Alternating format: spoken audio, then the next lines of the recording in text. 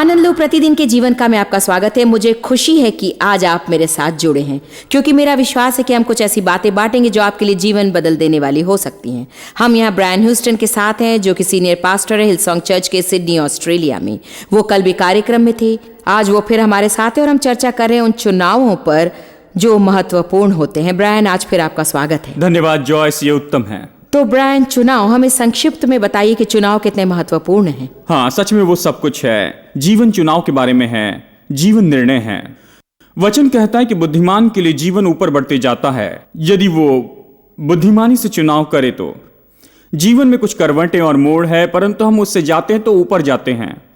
दुर्भाग्यवश कुछ लोगों का जीवन ऊपर जाने के बजाय नीचे जाता है, और मैं सोचता हूं कि ये चुनाव का फर्क है। ब्रायन, मैं सोचती हूँ कि लोग सोचते हैं कि उनकी परिस्थितियां उनके जीवन पर राज्य करते, परंतु ये तो उन परिस्थितियों के प्रति हमारी मनोदशा है, और आपकी मनोदशा तो आपके चुनाव पर आधारित है ना?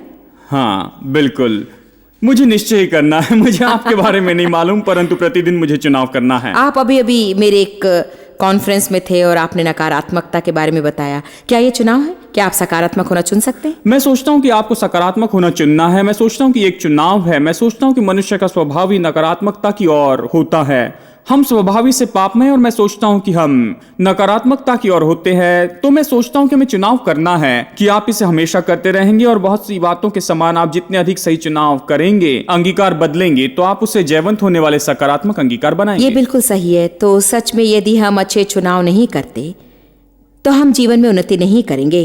और आज हम चर्चा करना चाहते हैं कि हम चुनाव करें कि भूतकाल को जाने दें और तिरस्कार में ना जिए। तो हम मेरे हाल ही के कॉन्फ्रेंस में आपकी शिक्षा की कुछ झलकियाँ दिखाएंगे, परंतु उसे करने के पहले हमें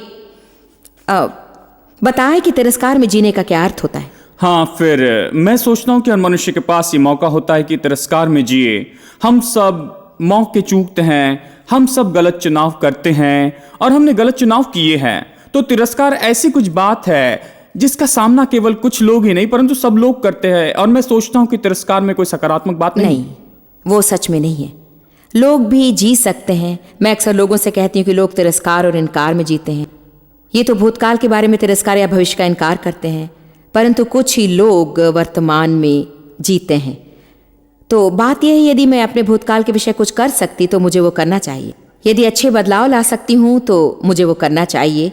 मुझे निश्चय पश्चाताप करना चाहिए और परमेश्वर के साथ सही होना है। परंतु आप जिसके विषय कुछ नहीं कर सकते, आपको परमेश्वर पर भरोसा रखना चाहिए कि वो उससे निपटेगा और आगे बढ़े, क्योंकि अपना सारा जीवन उन बातों को सुधारने की कोशिश करे जिसे सही नहीं किया जा सकता, तो वो वास्तव में आपके जीवन को बर्बाद कर देगा। पास्टर ब्रायन ह्यूस्टन इस विषय पर मेरे कॉन्फ्रेंस में हाल ही में सिखा रहे थे, और उन्होंने कीमती बातें बताई जिसे मैं अभी आपके साथ थोड़ा बहुत बांटना चाहती हूँ। देखिए, तिरस्कार ऐसा संसार है जिसमें केवल यदि और यदि ही है। यदि हमने वो निवेश कभी नहीं किया होता, यदि मैंने बस बच्चों के लिए अधिक समय दिया होता, जब हमारे पास मौका था तब यदि हमने वो घर खरीदा होता, यदि मैंने वो बातचीत ही नहीं की होती, यदि केवल यदि मैंने अपने पिता को ये में बताया होता, यदि केवल मैंने वो क्यों नहीं किया, क्यों ऐसा संसार क्या होगा। और यदि केवल, क्या आप जानते हैं तिरस्कार के विषय कुछ भी सकारात्मक नहीं है। मैं इसे फिर से एक बार दोहराता हूं कि तिरस्कार में कुछ भी सकारात्मक नहीं है। शायद आपके जीवन में कुछ बातें हैं जो आपके जीवन में तिरस्कार लाता है, या आपके जीवन में कुछ है जो सच में तिरस्कार लाता है। आप यहां सच में आप नहीं हैं। विश्वास करें। बस एक क्षण के लिए आप जहां पर बैठे हैं वहां पर लोगों की कुर्सियों की ओर आप देखिए। बस एक कतार में देखें, क्योंकि उनमें से हर एक व्यक्ति को छोड़ दूसरे व्यक्ति के जीवन में ऐसी बातें हैं जो उसे तिरस्कार की ओर ले जा सकती है, परंतु तिरस्कार में कुछ भी सकारात्मक नहीं है, सच में नहीं है। और फिर भी बहुत से लोग अनुमति देते हैं कि वे तिरस्कार के द्वारा गिरा दिए जाएं। वे गिरा दिए जाते हैं। आप खुद के ऊपर में खेद कर रहे हैं कि क्या होगा यदि केवल क्या हो सकता है। क्यों तिरस्कार के विषय में कुछ भी सकारात्मक नहीं है। यहां तक कि बिली ग्राहम अपनी जीवनी में कहते हैं जस्ट एज आई एम। वे ऐसे समय के विषय में बताते हैं जहां वे उद्घाटन में थे, जहां राष्ट्राध्यक्ष जॉन एफ कैनेडी आए थे। और मैं सोचता हूं कि प्रेसिडेंशियल कार में उनके चुने लोगों के संग जा रहे थे और प्रेसिडेंट कैनेडी ने उनसे दूसरे आगमन के विषय में कहना शुरू किया और वे उसे दूसरे आगमन के विषय में पूछने लगे। बिली ग्रैहम ने वचन में से उन्हें बताया कि दूसरे आगमन के विषय में क्या विश्वास करते हैं। प्रेसिडेंट ने कहा, क्या मेरी कलीसिया दूसरे आगमन में विश्वास करती है? बिली ग्रैहम ने कहा, खैर, यह उन पर आधारित है। वहीं उनकी बातचीत खत्म हो गई। 2 या 3 साल के बाद में वे फिर एक बार एक साथ वॉशिंगटन में नेशनल प्रेयर ब्रेकफास्ट में चर्चा कर रहे थे और बाद में प्रेसिडेंट ने बिली ग्रैहम से कहा कि क्या आप मेरे साथ आएंगे, क्या आप मेरे साथ में प्रेसिडेंशियल कार में आप मेरे साथ व्हाइट हाउस चलेंगे, मैं आपसे कुछ चर्चा करना चाहता हूं।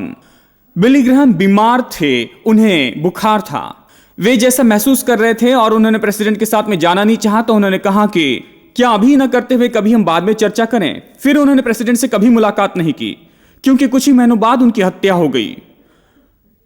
वो बताते हैं कि उनके मन में यह बात बार बार आई कि प्रेसिडेंट उनसे किस बात के विषय चर्चा करना चाहते थे। तिरस्कार कुछ ऐसी बात है कि जिसका अनुभव केवल कुछ ही लोग नहीं करते, लेकिन सभी लोग उसका अनुभव करते हैं। यह तो बस ऐसा ही है कि तिरस्कार में जीने से कुछ भी सकारात्मक बात नहीं होती है। तो ब्रायन, मैं जानती हूं कि जब आप उस कॉन्फ्रेंस में थे जिसका हमने कुछ भाग बताया, आपने सच में कुछ महान उदाहरण दिए हैं, अपने जीवन से व्यक्तिगत उदाहरण दिए हैं। क्या आप उनमें से एक अभी हमारे साथ बांटेंगे? मैं सोचती हूँ कि लोग हमारी परिस्थिति से बहुत कुछ सीखते हैं। हाँ, निश्चय ही। पिछले साल मेरे माता और पिता की मृत्यु हो गई। पिछले साल अप्रैल में मां की मृत्यु हुई और पिता की मृत्यु नवंबर में हुई। यह तो साल भर में ही हुआ। वे अपना पूरा जीवन सेवकाई में थे। मैं बढ़ता गया। मेरा जन्म साल्वेशन आर्मी में हुआ, परंतु कुछ ही वर्षों पहले उन बातों के साथ में व्यवहार करना पड़ा जिसके साथ मेरे पिता 30 वर्षों से अधिक समय से जूझ रहे थे। परंतु वे बहुत गंभीर बात थी। एक पास्टर और अगवा होने के नाते मुझे निर्णय लेने पड़े जिनका उनकी सेवकाई पर प्रभाव पड़ा। ये पीड़ादायी सही निर्णय थे, परंतु निश्चय ही उसे लेना आसान नहीं था।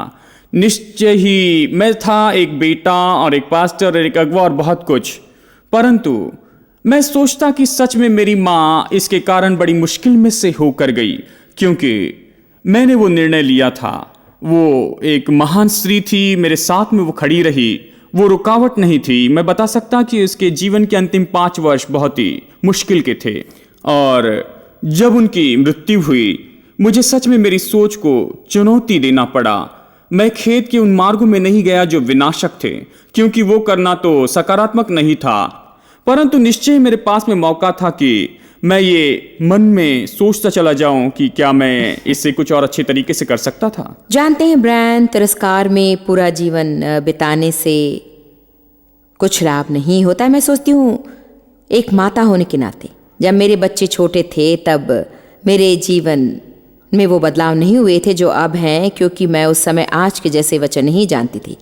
मैं मेरे बच्चों को नहीं मारती थी, परंतु मेरे साथ रहना मुश्किल था क्योंकि मेरी मांगें बहुत ज़्यादा थी और मैं शायद ज़रूरत से अधिक चिल्लाती थी और मैं सच में अधिक काम चाहती थी। इसलिए मैं जैसे चाहती थी वैसे अपने बच्चों के साथ खेलने के लिए समय नहीं निकाल पाती थी। जब आपके बच्चे बड़े हो जाते हैं और विशेषकर यदि आप उन्हें उस व्यवहार को प्रकट करते देखें जिसे आप जानते हैं कि वो सही नहीं है, मैं सोचती हूँ कि बहुत से माता पिता खुद पर दोष लगाते हैं। और बात यह है कि यहाँ मैंने कुछ उत्तम काम किया, उत्तम कर सकती थी, परंतु उस समय मैं जितना जानती थी उसमें मैंने सबसे उत्तम काम किया है। मुझे सच में खेद में जीने की उस परीक्षा से लड़ना पड़ा कि मैं अपने बच्चों के साथ अधिक ना खेलूं, उनसे अधिक बातें ना करूं, ये नहीं करूं, वो ना करूं और कुछ ना करूं। मैं आभारी हूं उन वचनों के लिए जो कहते हैं कि जैसे यशायाह 43:18 में, पिछली बातों को स्मरण ना करूं, ना ही पुरानी बातों की ओर ध्यान दूं, देखो मैं नई बात कर रहा हूं। परमेश्वर हमारे लिए हमेशा नया काम करता है और भूतकाल के खेद में जीना अच्छा नहीं है। खेद तो बस यही करता है, वो तो आपको भूतकाल और अच्छा नहीं करता। भूतकाल में कुछ भी जीवन नहीं है ना? ये खेत तो यही करता है, वो तो बस आपको भूतकाल के लिए उकसाता है और आपको वहीं पर रखता है। यदि आप खेत में खुद को बंद करके रखेंगे तो जीवन में कोई आगे नहीं बढ़ेगा। मुझे मालूम नहीं, परंतु शायद लाखों लोग इस वक्त हमें देख रहे हैं, वो जानते भी नहीं कि वे उसे कर रहे हैं। हम जाल में फंसते हैं, शैतान को हमें जाल में फंसाना पसंद है।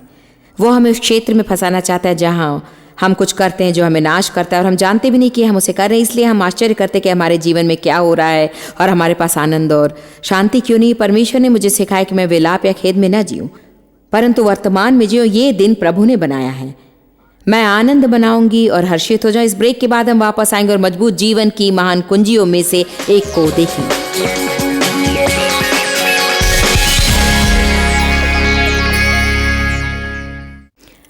यहाँ ब्रायन हुस्टन की किताब how to make voice choices में वो बताते हैं कि एक मजबूत जीवन के निर्माण में एक महान कुंजी है।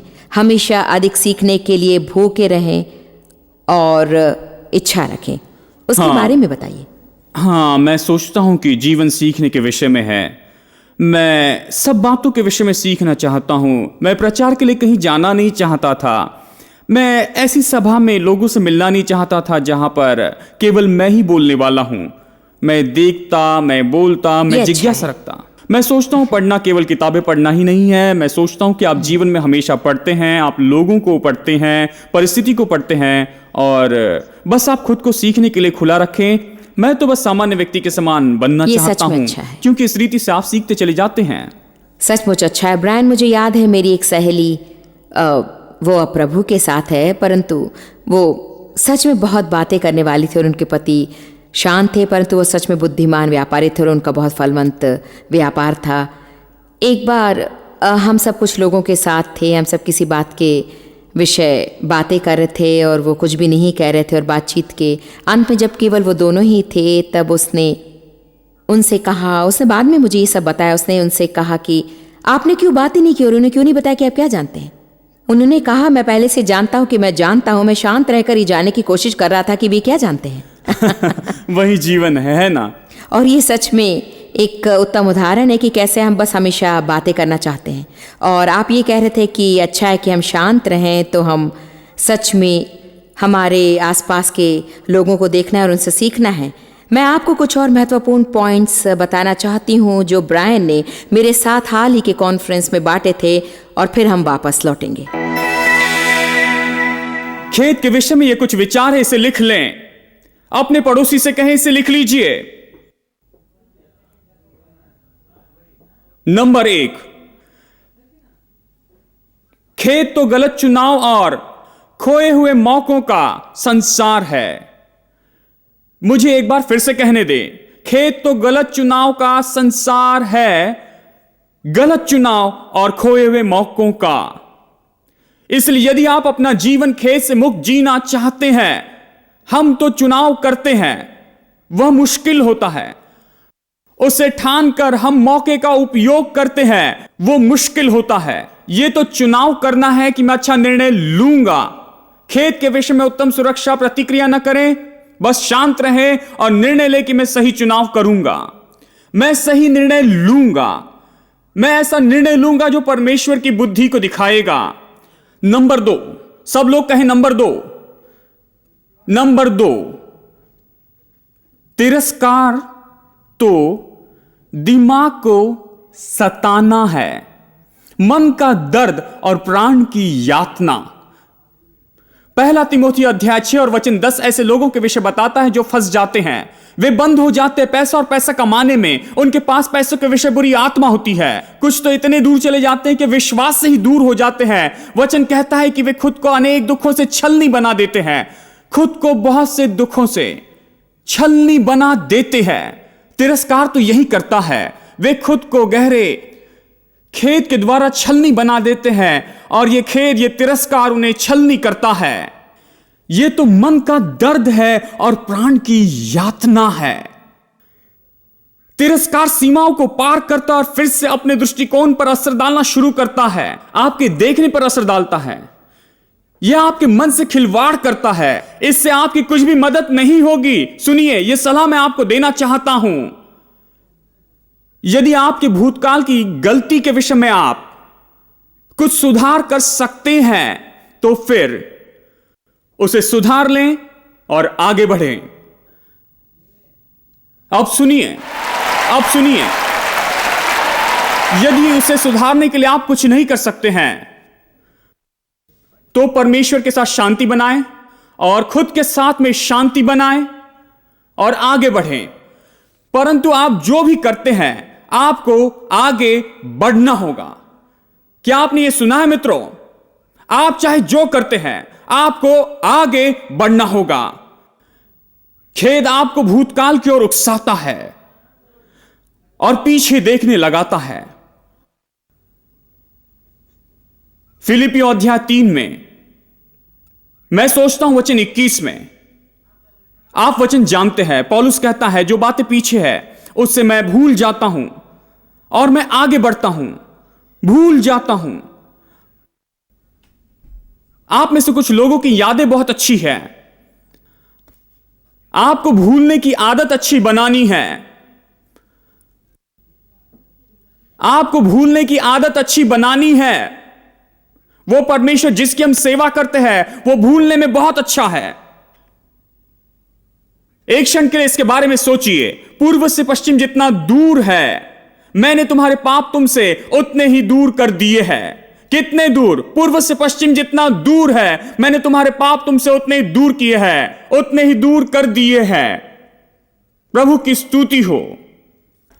जानते हैं ब्रायन, आपके प्रचार की क्लिप दिखाने के पहले एक बात से हम सीख सकते हैं। हम चर्चा कर रहे थे कि कैसे जीवन की हर बात सीखने का अनुभव हो सकता है। जहाँ भी हम जाते वहाँ से हमें कुछ सीखना है। एक बात हम कर सकते हैं कि हमारी गलती के लिए खेद करने की बजाय हम हमारी गलतियों से कुछ सीख सकते हैं। मैं सोचती हूँ कि आपके पास अच्छा व्यक्तिगत उदाहरण है जिसे आपने हमारे कॉन्फ्रेंस में अपने बच्चों के बारे में बताया था। आप उसे हमें बता सकते हैं? यदि आप गलती के बारे में कह रहे हैं तो मैं बहुत कुछ बता सकता हूं, क्योंकि कई वर्षों में मैंने बहुत पाया है। परंतु प्रभु का धन्यवाद हो कि उसने मुझे उन सब के ऊपर में जयवंत किया है। आप जिस कहानी के विषय कह रहे हैं वो तो मेरे बच्चों के विषय में है। मेरे बेटे अब बड़े हो गए हैं, 26 और 23 वर्ष के वे हैं, परंतु मेरी बेटी होम वीडियोस देख रही थी। मुझे मालूम नहीं क्यों उसने वो सब कैसेट्स निकाले, परंतु वो वहां पर बैठी थी और मैं उस कमरे में आया। मैं सुन सकता था, वो बड़ा भयानक सुनाई दे रहा था, मानो श्वास रुक गई, मैं ऐसे कहूंगा। ये छोटे बच्चे हैं। मैंने स्क्रीन की ओर देखा और वो भयानक व्यक्ति मैं था कई वर्षों पहले। ये छोटा लड़का जो लगभग उस उम्र का था, शायद मैं उससे पूछ रहा था कि उसके हाथ पर क्या है। उसकी प्रतिमा ने मुझे आकर्षित किया क्योंकि वो वहां अपने छोटे हाथ को ऊपर उठाया था, मासूम सा था। उसने कुछ कहा। मैंने कहा तुम मुझे सच नहीं बता रहे हो। और उसके चेहरे पर ऐसा भाव आया जिससे मुझे हिला दिया और मैं उससे अधिक नहीं देख पाया। बस कुछ क्षण में ही आप उसकी ओर देखें कि वो कुछ चुनौतियों पर भरोसा करता है। वो अच्छा कर रहा था। वो हमारा एक यूथ पास्टर है, परंतु जीवन में उसकी क्रिया देखकर मैंने तुरंत सोचा कि मैंने उसके भरोसे पर प्रभाव डाला है। मैं तो खेत के इस मार्ग पर बढ़ता चला गया और फिर मैंने खुद को याद दिलाया, रुको एक मिनट, तुम्हारे बच्चे भी इसी मार्ग पर है। सच तो ये है, एक पिता होने के नाते मैं अच्छा कर रहा हूं, मेरे बच्चों के साथ मेरा अच्छा संबंध है। मैं सोचता हूं कि यदि आप खेद में रहते हैं और गलतियों पर ध्यान देना शुरू करते हैं तो फिर आपने जो कुछ अच्छा किया उसे भूल जाते हैं। सच तो यह है कि मैं सोचता हूं कि अधिकतर माता पिता जानबूझकर गलत व्यवहार नहीं करते हैं, वे सर्वोत्तम कोशिश करते हैं और खेद तो हमेशा गलत बातों पर ही ध्यान लगाता है। हम बातें कर रहे हैं परवरिश और माता पिता जो गलती करते हैं या सोचते हैं कि गलती के उस बारे में। बहुत से लोगों के लिए ये मुख्य चिंता की बात है, विशेषकर आज हमारे समाज में व्यक्तिगत रूप से बहुत से लोगों को जानती जो खुद को पीड़ा देते हैं या वे उत्तम माता पिता नहीं हैं और सही चुनाव कभी नहीं करते हैं। मैं सोचती हूँ कि हमें ये जान लेना है कि परमेश्वर ने मनुष्य को महान योग्यता दी है कि हम वापस आएं और जयवंत हों। मैं जानती हूँ कि मेरी परवरिश बहुत ही बुरी हुई। मेरे पिता के द्वारा ही कई वर्षों तक यौन शोषण हुआ और मैं सोचती हूँ कि अब मैं बहुत अच्छी हूँ। इसके लिए अधिक समय लगा और ये बहुत ही मुश्किल मार्ग था। मैं नहीं सोचती कि वो बातें अच्छी थी और यदि वो बातें मेरे साथ नहीं होती तो मेरा जीवन कुछ अलग ही होता। परंतु परमेश्वर सब बातों से भलाई उत्पन्न करता है। यहाँ तक कि जो बातें मेरे साथ हुई वे बहुत बुरी थी, उसमें से भला ही उत्पन्न हुआ क्योंकि अब ये लोगों के साथ की मेरी सेवकाई की नींव है। मैं सोचती हूँ कि आपको जितना विजयी होना होगा, कई बार आपका चरित्र उतना गहरा होना है। तो मैं आज सच में माता पिता को प्रोत्साहित करना चाहती हूँ कि यदि उन्होंने सब कुछ बिल्कुल सही नहीं किया है तो उन पर क्रोधित ना हो। बिल्कुल सही। माता पिता होने के नाते हम जो निर्णय लेते हैं वो महत्वपूर्ण होते हैं। मैं सच कहूं तो बच्चों के ऊपर वो असर डालता है, परंतु बच्चों के विषय मैंने एक बात सीखी है कि परमेश्वर ने उन्हें स्वतंत्र इच्छा शक्ति दी है।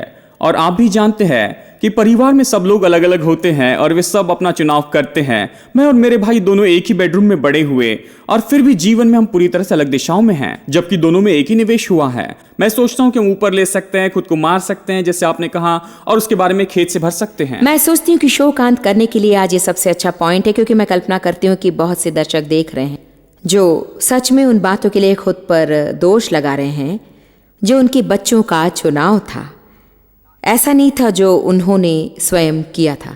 मैं सोचती हूँ कि ये सच में अच्छा हुआ कि आपने वो बताया, क्योंकि मैं जानती हूँ कि ऐसी बातें होती हैं जिसके लिए हम जिम्मेदार होते हैं, परंतु निश्चय शैतान हमें जिम्मेदारी की गलत धारणा देना चाहता है और हमें महसूस कराने लगता है कि हमारी गलती है और वो हमेशा उन बातों के लिए हम पर दोष देता है।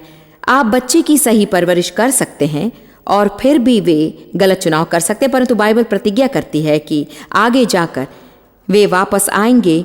और ये सच है। मैं सोचती हूँ कि जब हम बच्चे की सही परवरिश करते हैं तो वे सच में मुश्किल समय से जाते हैं, परंतु फिर भी उनके पास वो नींव होती है और वे निश्चय ही वहाँ वापस आएंगे। तो आपको सच में अपने चुनाव के बारे में सोचना है। बाइबल कहती है, मैंने तेरे सामने जीवन और मृत्यु रखे, जीवन चुन ले ताकि तुम और तुम्हारा वंश जीवित रहे। हम सारा दिन चुनाव करते हैं, चुनाव करते कि क्या खाएं, क्या सोचें, क्या कहें, क्या खरीदें, संबंधों में खुद को कैसे संभालें, मुस्कुराएं या नहीं।